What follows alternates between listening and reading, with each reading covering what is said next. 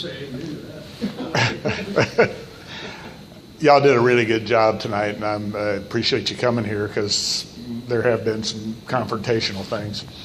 As far the way our toll roads are proliferating, I think we're almost to a rainy day situation there. So maybe we can, transportation is a key function of Texas government. We're all used to a sales tax. This 20 cents from 94 is just crazy. Why, 91. Okay, that's just crazy. Turn it to a percentage and... Can't get the votes. And it would get beat up. Okay. One last thing. On the severance tax, 25% of all severance tax money goes to education? Correct. Okay. Education is pretty much a fixed cost per pupil, and I can see no reason why a vastly increasing revenue stream goes to vastly increase the cost of education when it should be more stable than that. Your severance tax brings in about $4 billion a year or something like that. That's what I was pointing at. I don't have the chart right now. So education is getting about $1 billion of that. Education, we're putting about 37 billion in education. So $1 billion is a drop in the bucket.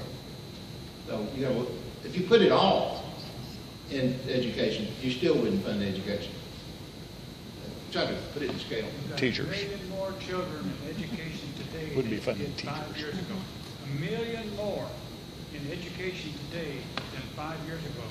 We are not spending enough money on education. About 80,000 new students a year, something like that.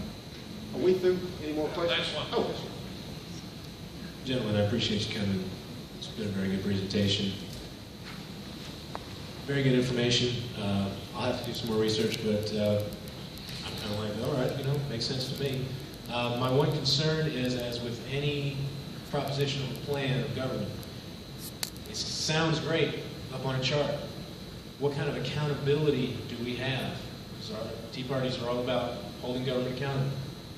What sort of accountability measures will there be to say, okay, the way that constitutional amendment is passed, if it's passed,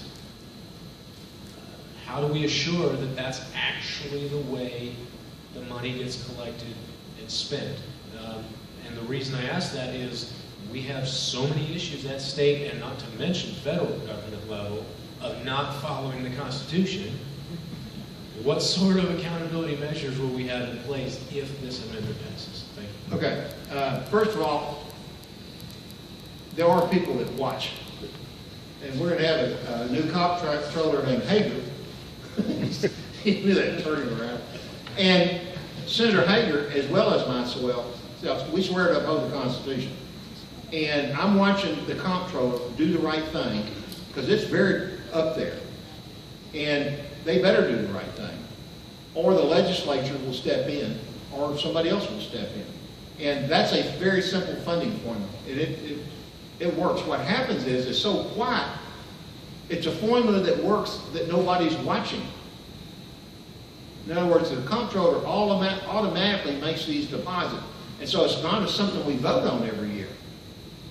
And that's why when some of us realize how large those deposits, the chart I showed you on the total severance tax, 1970, 250 million.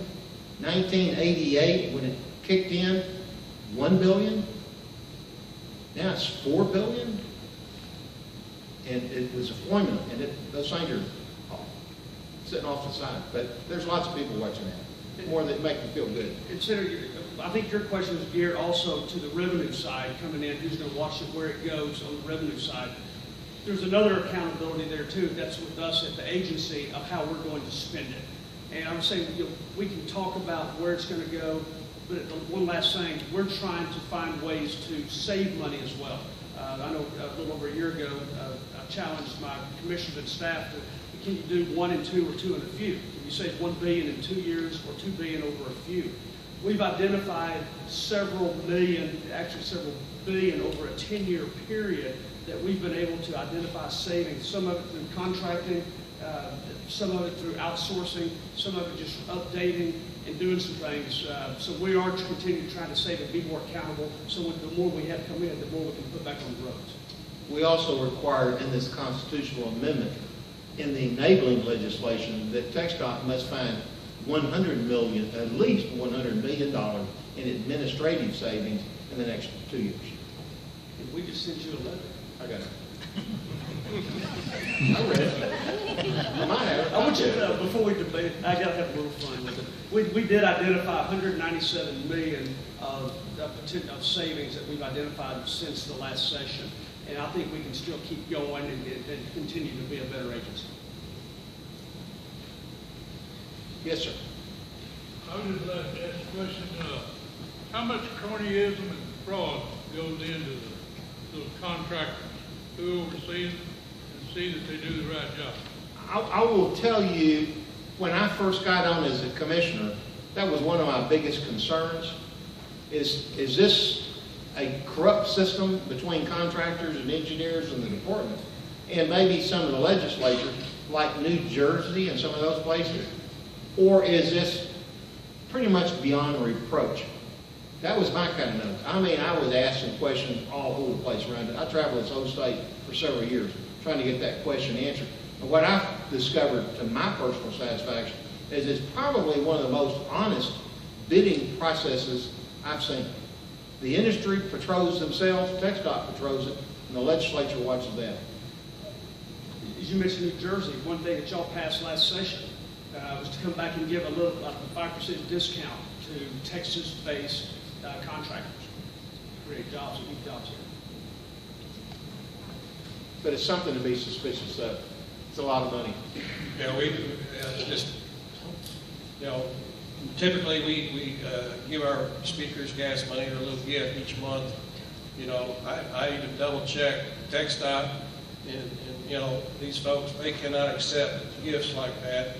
They've got money budgeted, to expend to make these trips, make the circuit, things like that. So, even if I wanted to give them something, I could, and they couldn't accept it. All the TxDOT employees, they can barely take a ball cap. So, I mean, it's very, very well policed. Can I make a safety statement? Sir. We're fixing to wrap up here. And the next thing you're going to do is get out there and get in your car, drive home. And when I was at TxDOT, safety it being the number one thing, I always like to give people at least one safety tip. And some of the best things are real incidences. And I'm from Jacksonville, we had an unusual accident on the main drag a couple of days ago. A lady had stopped at a convenience store, was gassing up her car, and when the gas filled up, the nozzle didn't shut just right. And the gasoline flushed up, got on her blouse. She got in her car, going down the main drag, she lit up a cigarette. Arm burst on fire. She stuck it out the window and started waving it, trying to put out the fire. The policeman saw her, thank goodness, pulled her over, put out the fire, and then they had to arrest her. Because in Jacksonville, it's against the law to wave a firearm in the city limits.